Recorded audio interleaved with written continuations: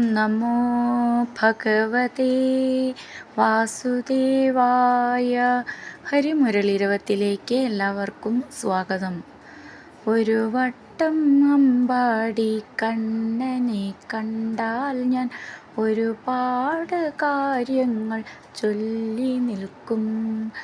ഒരു വട്ടം അമ്പാടി കണ്ണനെ കണ്ടാൽ ഞാൻ ഒരുപാട് കാര്യങ്ങൾ ചൊല്ലി നിൽക്കും.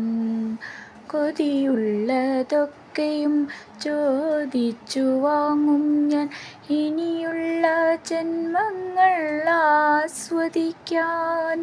കൊതിയുള്ളതൊക്കെയും ചോദിച്ചു വാങ്ങും ഞാൻ ഇനിയുള്ള ജന്മങ്ങൾ ആസ്വദിക്കാൻ. ഒരു വട്ടം അമ്പാടി കണ്ണനെ കണ്ടാൽ ഞാൻ ഒരുപാട് കാര്യങ്ങൾ ചൊല്ലി നിൽക്കും. ഇതുവരെ നമ്മൾ 16 ദശകങ്ങൾ പഠിച്ച് ഉണ്ണിക്കണ്ണൻ്റെ തൃപ്പാദങ്ങളിൽ സമർപ്പിച്ചു കഴിഞ്ഞു. അടുത്തത് 17ാമത്തെ ദശകം പഠിക്കാം. ഇന്ന് നമുക്ക് 1ഉം 2ഉം ശ്ലോകങ്ങൾ പഠിക്കാം.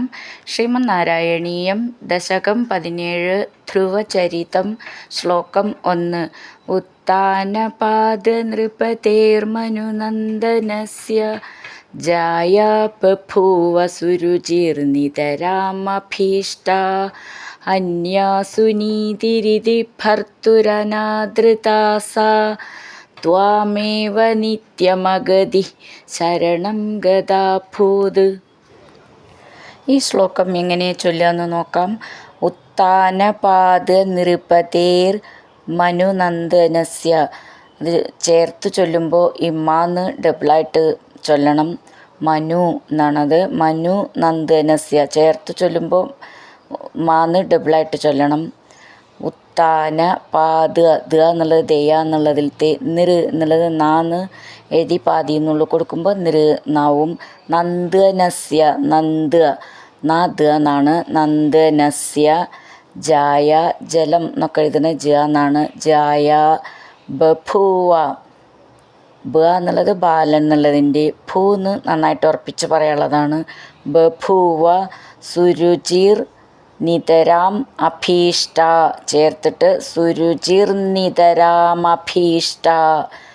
ഇവിടെ അതുപോലെ നമ്മൾ ചേർത്ത് ചൊല്ലുമ്പോൾ ഈ നിതരാം എന്നുള്ളതിൻ്റെ നാന്ന് മെല്ലെ നൂന്നി പറയണം. സുരുചിർ നിതരാം അഭീഷ്ട ഭീ എന്നുള്ളത് നന്നായിട്ട് ഉറപ്പിച്ച് പറയാനുള്ളതാണ്. അന്യാ നീട്ടിയിട്ട് സുനീതിർ ഇതി അത് ചേർത്തിട്ട് സുനീതിരിതി ഭർത്തുർ അനാദൃത ചേർത്തിട്ട് ഭർത്തുരനാദൃത ഭ എന്നുള്ള അക്ഷരം നന്നായിട്ട് ഉറപ്പിച്ച് പറയാനുള്ളതാണ്. അനാദൃത എന്നുള്ളതിൻ്റെ ദൃന്ന് ദ നെയ്തിയിട്ട് പാതിന്ന് ഉള്ളു കൊടുത്തതാണ് ദൃ എന്നുള്ളത്. അപ്പോൾ അത് മൃദുവായിട്ട് പറയാനുള്ളതാണ്. സാ ത്വാമേവ ത്വാം ഏവ അത് ചേർത്തിട്ട് ത്വാമേവ നിത്യം അഗതി അവിടെ വിസർഗമുണ്ട്. അപ്പോൾ വിസർഗം പറയണം.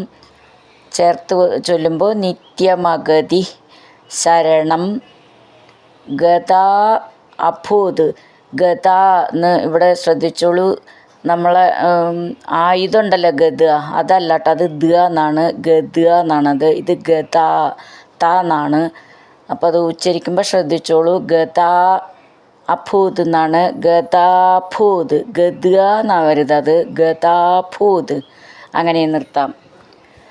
ഉത്താനപാദ നൃപതേർമനുനന്ദനസ്യ ജായാ ബഭൂവ സുരുചിർനിതരാമഭീഷ്ടാ അന്യാസു നീതിരിതി ഭർത്തുരനാദൃതാ സാ ത്വാമേവ നിത്യമഗതി ശരണം ഗതാഭൂത്. അടുത്തത് 2ാമത്തെ ശ്ലോകം. അംഗേ പിതുസുരുചിപുത്രകമുത്തമം തം ദൃഷ്ട്വാ ധ്രുവ കില സുനീതിസുതോദ്ധിരോക്ഷ്യൻ ആചിക്ഷിപേ കില ശിശു സുതരാം സുരുച്യ ദുസ്സന്ധ്യജാ ഖലു ഭവദ്വിമുഖൈരസൂയ. ഈ ശ്ലോകം എങ്ങനെ ചൊല്ലുമെന്ന് നോക്കാം. അങ്കേ പിതു സുരുചിപുത്രകം ഉത്തമം. ചേർത്ത് ചൊല്ലുമ്പോൾ അങ്കേ പിതുസുരുചിപുത്രകമുത്തമം. സുരുചി 2 സാന്ന് വരും. പിതു എന്ന് കഴിഞ്ഞ് വിസർഗട്ട് ചൊല്ലുകയാണെങ്കിൽ 1 സാന്ന് മതി. ദൃഷ്ട്വാ ദൃ എന്നുള്ളത് നിന്നാണ് ദൃ എന്ന് വന്നത്. മൃദുവായിട്ട് പറയണം. ദൃഷ്ട്വാ ഷ്ട്വാ എന്നാവാനുള്ള ചിഹ്നം ദീർഘം അതൊക്കെ ശ്രദ്ധിച്ചോളൂ. ധ്രുവ ധ്രു എന്ന് നന്നായിട്ട് ഊന്നി പറയാനുള്ളതാണ്. ധ്രുവ എന്ന് കഴിഞ്ഞിട്ട് അവിടെ വിസർഗമുണ്ട്. കില സുനീതി സുതോധിരോക്ഷ്യൻ. സുനീതി സുതോധിരോക്ഷ്യൻ. തോന്ന് നീട്ടിയിട്ട് ധി എന്ന് രോക്ഷ്യൻ. ച്യ എന്നുള്ളത് നന്നായിട്ട് ഉറപ്പിച്ച് പറയണം. ധീ എന്നും നന്നായിട്ട് ഉറപ്പിച്ച് പറയാനുള്ളതാണ്. ആ ചിക്ഷിപേ ആ ചിക്ഷി ക്ഷി എന്നുള്ളത് നന്നായിട്ട് ഉറപ്പിച്ച് പറയണം. കില ശിശുസുതരാം. ശിശു എന്ന് കഴിഞ്ഞിട്ട് വിസർഗട്ട് ചൊല്ലുകയാണെങ്കിൽ സുതരാം എന്ന് മതി. ചേർത്ത് ചൊല്ലുമ്പോൾ ശിശുസുതരാം 2 സാന്ന് വേണം. സുരുചിയ നീട്ടിയിട്ട് ദുസ്സന്ധ്യജ. ഇവിടെ സാന്ന് ഡബിളായിട്ടുണ്ട്. അപ്പം നമ്മളത് ഉറപ്പിച്ച് പറയാനുള്ളതാണത്. ദുസ്സന്ധ്യജ ഖലു. ഖ എന്നുള്ള അക്ഷരം നന്നായിട്ട് ഉറപ്പിച്ച് പറയണം. ഭവദ്വിമുഖൈരസൂയ. ഭവദ് വിമുഖൈർ അസൂയ. അത് ചേർത്തിട്ട് ഭവദ്വിമുഖൈരസൂയ. ഭ എന്നുള്ള അക്ഷരം നന്നായിട്ട് ഉറപ്പിച്ച് പറയണം. ദ്വി എന്നാണ്. പിരിച്ച് പറയുകയാണെങ്കിൽ ഭവത് വിമുഖൈ അങ്ങനെ ചൊല്ലാം. നമ്മൾ ചേർത്ത് ചൊല്ലുമ്പോൾ ദ്വിമുഖൈ എന്ന് പറഞ്ഞാൽ പോരാ. ദ്വി എന്നുണ്ട് അവിടെ. ദ്വി എന്നാണ്. ഭവദ്വിമുഖൈരസൂയ. ഖ എന്നുള്ള അക്ഷരം നന്നായിട്ട് ഉറപ്പിച്ച് പറയാനുള്ളതാണ്. ഭവദ്വിമുഖൈരസൂയ. അങ്ങനെ ദ്വി എന്നുള്ളത് ഭവത് വിമുഖൈ അങ്ങനെ പിരിച്ചിട്ട് ചൊല്ലാം. അത് ചേർത്തിങ്ങനെ ചൊല്ലുമ്പോൾ ബുദ്ധിമുട്ടാണെങ്കിൽ അങ്ങനെ ചൊല്ലിയാൽ മതി. പിരിച്ചിട്ടും ചൊല്ലാം. ഭവദ്വിമുഖൈരസൂയ അങ്ങനെ നിർത്താം. അങ്കേപി ദുസ്സുരുചിപുത്രകമുത്തമം തം ദൃഷ്ട്വാ ധ്രുവ കില സുനീതി സുതോധിരോക്ഷ്യൻ ആചിക്ഷിപേ കില ശിശുസുതരാം സുരുച്യ ദുസ്സന്ധ്യജ ഖലു ഭവദ്വിമുഖൈരസൂയ.